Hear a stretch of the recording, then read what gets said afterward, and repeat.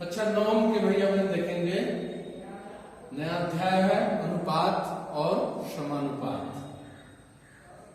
प्रश्न है, दी गई रेखा कक्ष बराबर 5.3 सेंटीमीटर को 3 संबंधित 4 के अनुपात में विभाजित कीजिए। तो इसके लिए सर्वप्रथम 5.3 सेंटीमीटर की रेखा का निर्माण करेंगे। तो पहला काम कि हम 5.3 सेंटीमीटर की रेखा निर्मित करेंगे। तो ये हमारी रेखा हो जाएगी 5.3 की क, और दूसरी रेखा, दूसरा बिंदु हो गया ख। अब 3 संबंधित 4 के अनुपात में विभक्त करना है। तो 3 संबंधित 4 का मतलब है 3 धन 4 बराबर 7, यानी कि 7 खंड बनाना है। और 7 खंड बनाएंगे तो 3 खंड एक तरफ और 4 खंड एक तरफ, तो 3 संबंधित 4 का अनुपात हो जाएगा। तो इसके लिए विभाजन करने के लिए सबसे पहले एक न्यून कोण खींचते हैं। ये हो जाएगा हमारा न्यून कोण, और इस पे, इस न्यून कोण पे 7 बराबर भाग लेंगे। एक समान दूरी यहां से 1, 2, 3, 4, 5, 6 और 7। इस तरह से यहां 0, 1, 2, 3, 4, 5, 6 और 7 जो अंतिम भाग है, इसको बिंदु ख से मिला देते हैं।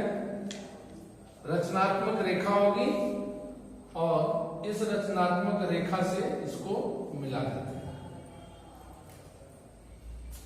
अब यहां से 4 खाने अलग करने हैं। तो 1, 2, 3 और 4, यानी 3 के पास से इस रेखा के समांतर दूसरी रेखा का निर्माण करना है।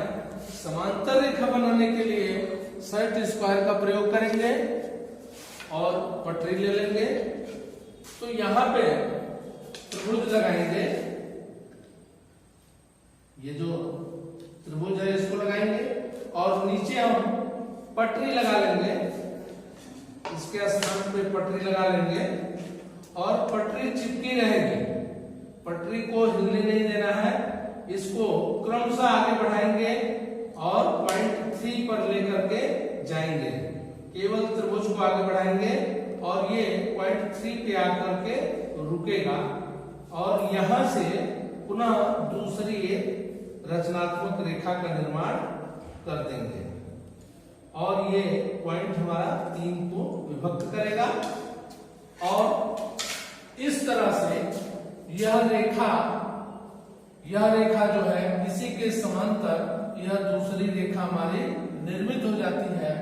और यह कक्ष रेखा जो 5.3 सेंटीमीटर का है, यह 3 संबंधित 4 के अनुपात में विभक्त हो जाता है। और इस तरह से हमारा ये प्रश्न पूर्ण होता है। प्रश्न देखेंगे, एक रेखा 6 बिंदु म तथा 9 में विभाजित है। दी गई रेखा यर को उसी अनुपात में विभाजित कीजिए। तो चौथा एक रेखा प्रश्नानुसार दी गई है। ये हमारी चौथा रेखा हो गई।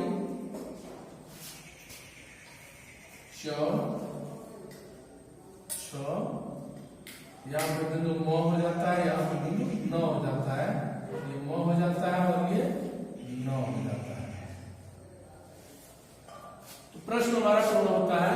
चौथा रेखा म तथा 9 बिंदु में विभाजित है। अब प्रश्न कह रहा है कि दी गई रेखा यूरोप को उसी अनुपात में विभाजित करें। अनुपात क्या, कैसे बैठाना है? तो अनुपात बैठाने के लिए सर्वप्रथम हमको ध्यान यह रखना है कि 1 रुपए में अगर 20 पैसा है तो 10 रुपए में कितना होना चाहिए, उसी अनुपात में अगर देखा जाए तो 1 रुपए में अगर 20 पैसा का जो अनुपात है वह 10 रुपए में उसी अनुपात को ढूंढना है। तो 10 रुपए में 2 रुपया वह अनुपात होगा जो 1 रुपए में 20 पैसे का अनुपात है। तो उसी अनुपात को दिखाते हुए एक रेखा दी गई है यूरो। तो दूसरा काम करेंगे हम, यूरो रेखा का निर्माण करेंगे। ये हमारी यूरो रेखा हो जाएगी। अब यूरो रेखा की लंबाई इस रेखा के बराबर नहीं है, इससे कम हो सकता है या अधिक हो सकता है। तो ये हो गया य और र। लेकिन जो विभाजन होना है यूरो रेखा का, इसी अनुपात में विभक्त होना है। इस नाते इसका मापन करेंगे और इसको माप करके इस रेखा के बराबर, इस रेखा के बराबर जो दूरी आती है उसको हम न्यून कोण के रूप में बना देंगे। न्यून कोण ऊपर भी बना सकते हैं और न्यून कोण नीचे की तरफ भी बना सकते हैं। हम यहाँ पे ऊपर की तरफ बना दिए हैं। अब दूसरा काम है म तथा न बिंदु का निर्धारण। तो यहां से म बिंदु है और यहाँ पे न बिंदु है। इन दोनों बिंदुओं का यहां पे निर्धारण कर लेंगे। ये म बिंदु हो जाएगा और ये न बिंदु हो जाएगा। ये म हो जाएगा और ये न हो जाएगा। यानी जितनी दूरी पर चौमा है उतनी दूरी पे यम है, जितनी दूरी पे चौना है उतनी दूरी पे यना है। इस तरह से यह बिंदु, यह पूरी रेखा ले आकर के हमने यहाँ रख दिया है। अब जो अंतिम बिंदु है ये न्यून कोण है, अंतिम बिंदु को र से हम मिला देंगे। अंतिम बिंदु को र से रचनात्मक रेखा के रूप में मिला देंगे।